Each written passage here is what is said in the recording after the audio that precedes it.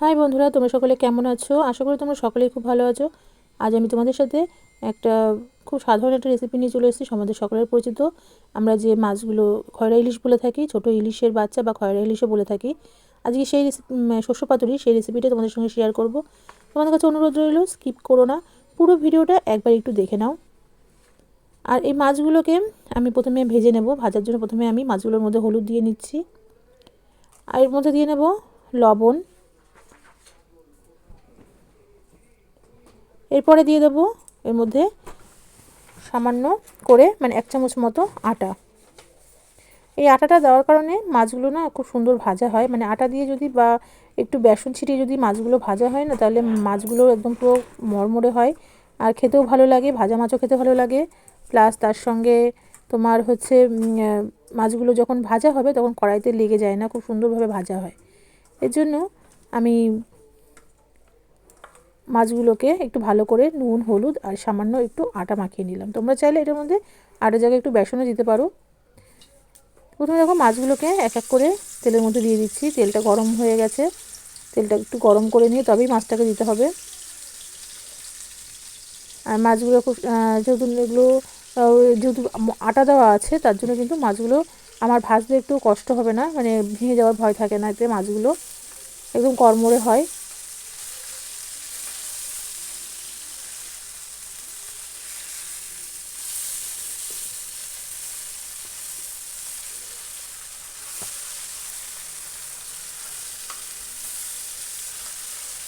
দেখো মাছগুলো আমার কিন্তু এক পাশ ভাজা হয়ে গেছে, আর এক পাশে উল্টে দিয়েছি।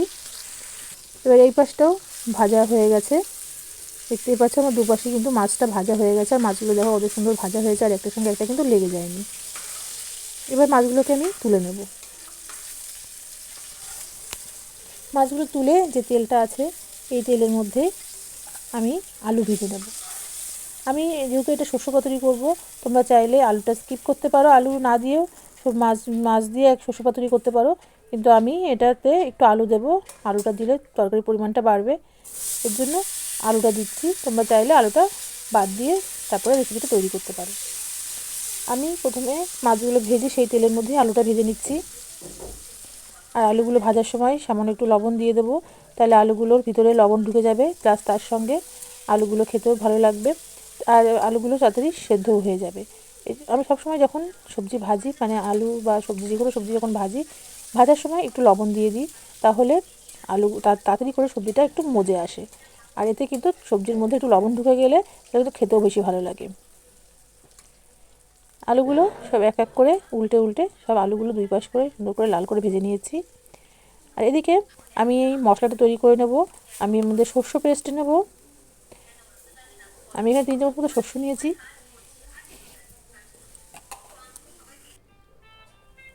তোমরা তোমাদের পরিমাণ মতো সর্ষে নিতে পারো। যদি বেশি ঘন করতে চাও একটু বেশি পরিমাণে সর্ষে নেবে। এর মধ্যে দিয়ে দিয়েছি শুকনো লঙ্কা আর কালো জিরে। তেলের মধ্যে শুকনো লঙ্কা কালো জিরেটা একটু লাল লাল হয়ে গেলে তারপরে এর মধ্যে আমি যে মশলাটা করে রেখেছিলাম সর্ষের পেস্টটা সেটা দিয়ে দেবো।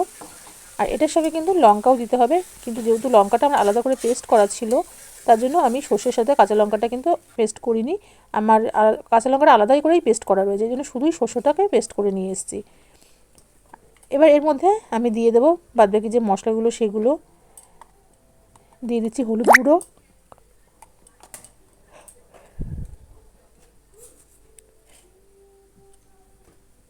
আমি দিয়ে দেবো একটু লবণ, পরিমাণ মতো লবণ দিতে হবে।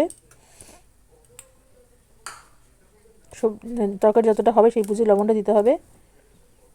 দিয়ে দিচ্ছি লঙ্কার গুঁড়ো সামান্য করে, অল্প করে একটু লঙ্কার গুঁড়ো দিচ্ছি যাতে কালারটা সুন্দর আসে।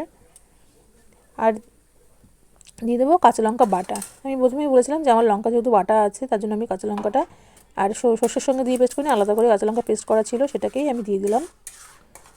এবার মশলাটাকে সুন্দর করে কষিয়ে নেবো যতক্ষণ না মশলা থেকে তেল ছেড়ে আসছে।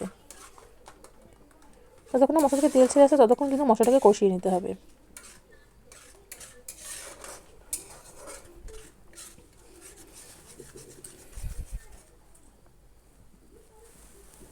তো বন্ধুরা, মশলা থেকে কিন্তু তেল দেখো বেরিয়ে এসছে। মশলা থেকে দেখো মশলার তেলটা কিন্তু দেখো বোঝাই যাচ্ছে যে মশলা থেকে কিন্তু তেলটা বেরিয়ে এসছে, মানে মশলাটা কিন্তু কষানো হয়ে গেছে। দেখতেই পাচ্ছ মশলা থেকে তেল ছেড়ে দিয়েছে। এবার এর মধ্যে আমি মাছগুলো দিয়ে দেবো আর ভেজে রাখা আলুগুলো দিয়ে দেবো। মাছ আর আলুগুলো একবারে দিয়ে হালকা হাতে একটু নাড়াচাড়া করে নেবো মশলার সাথে। মশলার সাথে যদি মাছগুলোকে একটু হালকা হাতে নাড়াচাড়া করে নেওয়া যায় তাহলে কিন্তু বেশি ভালো হয়।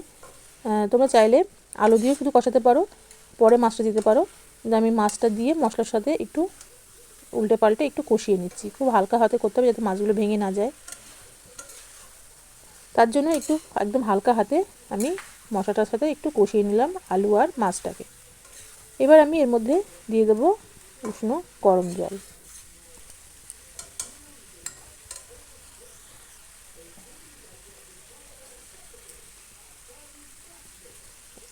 পরিমাণটা তোমরা তোমাদের পরিমাণ বুঝে দেবে। যদি একদম বেশি শুকনো শুকনো মাখা মাখা করতে চাও তাহলে অল্প জল দেবে, আর যদি একটু ঝোল রাখতে চাও তাহলে একটু জলটা বেশি করে দেবে। আমার একটু ঝোলের মানে শস্য ঝোলটা একটু বেশি দরকার ছিল, তার জন্য বাড়ির মেম্বারদের জন্য একটু ঝোলটা বেশি দরকার ছিল, তাই একটু বেশি করে জল দিয়েছিলাম। আর তার সঙ্গে আলুটা তো সিদ্ধ হতে জলটা লাগবে, সেই পরিমাণটা বুঝে জলটা দিয়েছিলাম। তা দেখো আমার এরকম ঝোল ঝোল রয়েছে।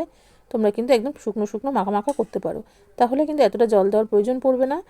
একটু অল্প কম জল দিলেই কিন্তু আলুটা যতক্ষণ না সিদ্ধ হচ্ছে সেরকম পরিমাণে জলটা দিতে হবে, দিলেই কিন্তু রেসিপিটা একদম থকথকে হবে, মানে একদম মাখা মাখা হবে ইলিশ মাছের শস্য পাতুরিটা। তো আমার রান্না তো কমপ্লিট। এবার আমি সব মাছটা তুলে নিচ্ছি একটা পাত্রের মধ্যে পরিবেশন করার জন্য, মানে সবার খাওয়ার খেতে দেওয়ার জন্য আমি মাছটাকে তুলে নিয়েছি। দেখো আমার মাছের ঝোল কিন্তু পুরোপুরি রেডি হয়ে গেছে। তো বন্ধুরা তোমরা দেখে বলো যে তোমাদের রেসিপিটা কেমন লাগলো। আমার এই ইলিশ মাছ বা খয়রা মাছের শস্য পাতুরিটা কেমন লাগলো অবশ্যই কিন্তু এটা কমেন্টস করে জানিও। ভালো লাগলে এটা লাইক করে দিও, তার সঙ্গে চ্যানেলটা সাবস্ক্রাইব করে রেখো, আর তার সঙ্গে অল নোটিফিকেশনটা অবশ্যই অন করে রেখো। যারা আমাকে নতুন বন্ধু করছো তাদের সবাইকে বলছি যে অল নোটিফিকেশনটা অন করে রাখো, যাতে আমার ভিডিওগুলো তোমাদের কাছে পৌঁছে যায়, তোমরা যাতে নোটিফিকেশনটা পেয়ে যাও আমি যখন ভিডিও পোস্ট করব। তাহলে বন্ধুরা দেখো আমার মাছের ঝোলের রেসিপি কমপ্লিট। তোমরা কিন্তু অবশ্যই কিন্তু কমেন্টস করতে ভুলো না, একটা লাইক করতে ভুলো না। আর যারা এতক্ষণ ধরে ভিডিওটা দেখলো তাদেরকে অনেক অনেক ধন্যবাদ এতক্ষণ ধরে ভিডিওটা দেখার জন্য। তাহলে বন্ধুরা আজকের মতো এটুকুই, দেখা হবে আবার নেক্সট ভিডিওতে। ততক্ষণের জন্য টাটা।